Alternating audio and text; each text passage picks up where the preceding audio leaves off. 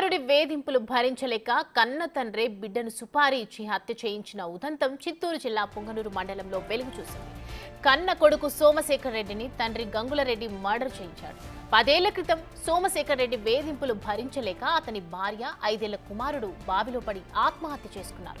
ఈ కేసులో సోమశేఖర్ రెడ్డితో పాటు తండ్రి గంగులరెడ్డి కూడా జైలు శిక్ష అనుభవించారు. జైలు నుంచి బయటకు వచ్చాక సోమశేఖర్ రెడ్డి ఊర్లో అందరితో గొడవలకు దిగేవాడు. ఇతడి ప్రవర్తన భరించలేకే సోదరుడు జ్ఞానేందర్ రెడ్డి తన భార్య పిల్లలతో దూరంగా వెళ్లిపోయాడు. తల్లిదండ్రులతో ఉంటున్న సోమశేఖర్ రెడ్డి వారిని కూడా కొట్టి డబ్బులు లాక్కోవడం చేసేవాడు. మళ్లీ పెళ్లి చేసుకునేందుకు ప్రయత్నించి ఎవరు అమ్మాయిని ఇవ్వకపోవడంతో ఆ కోపాన్ని అమ్మా నాన్నల మీద చూపేవాడు. ఇలా సోమశేఖర్ రెడ్డి ప్రవర్తన మితిమీరిపోవడంతో తండ్రి గంగుల్ రెడ్డి అతన్ని చంపేయాలని నిర్ణయించుకున్నాడు. పొంగునూరు మండలం చెండమాకులపల్లెకు చెందిన ఇద్దరితో ఒప్పందం కుదుర్చుకున్నాడు. 15 రోజుల క్రితం సోమశేఖర్ రెడ్డిని పథకం ప్రకారం కృష్ణాపురం సమీపంలోని బోయకొండ అటవీ ప్రాంతానికి తీసుకెళ్లారు. అతని చేత మద్యం తాగించి హత్య చేశారు.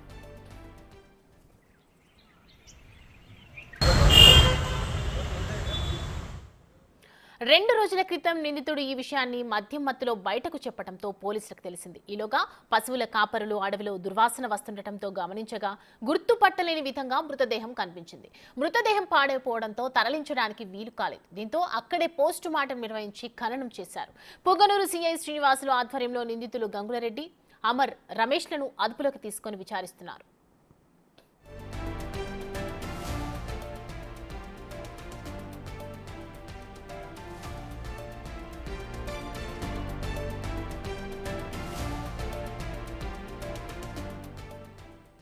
ఇదే అంశానికి సంబంధించి మరిన్ని అప్డేట్స్ అందించడానికి మా ప్రతినిధి దామోదర్ లైవ్ లో సిద్ధంగా ఉన్నారు. దామోదర్, చెప్పండి.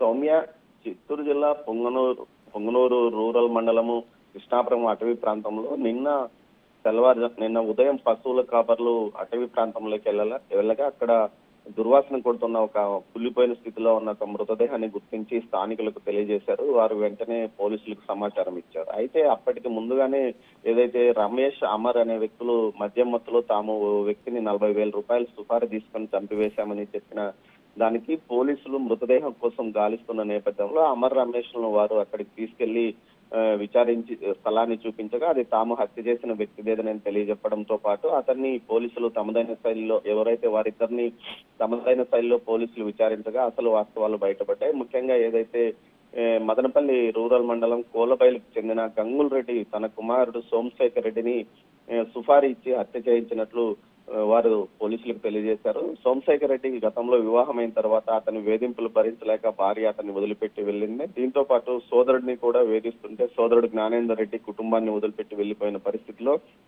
ప్రస్తుతం తనకు వివాహం చేయాలంటూ ఏదైతే తండ్రి గంగుల్ రెడ్డిని, తల్లిని వేధిస్తుండడంతో వీరి వేధింపులు భరించలేక చంద్రమాకులపల్లికి చెందిన రమేష్, అమర్లకు సుపారీ ఇచ్చారు. ఈ సందర్భంగా వారు 40,000 రూపాయలు తీసుకొని సమీపంలోని ఏదైతే బోయకొండ సమీపంలోని కృష్ణాపురం అటవీ ప్రాంతంలో అతన్ని 15 రోజుల క్రితం చంపి అక్కడే వదిలివేసి వచ్చారు.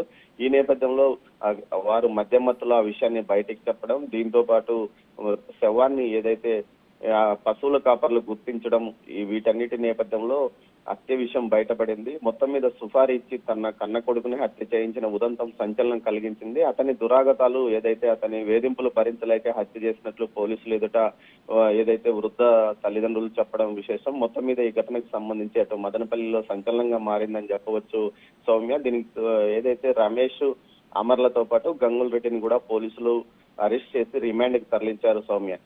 Thanks for the updates Damodar.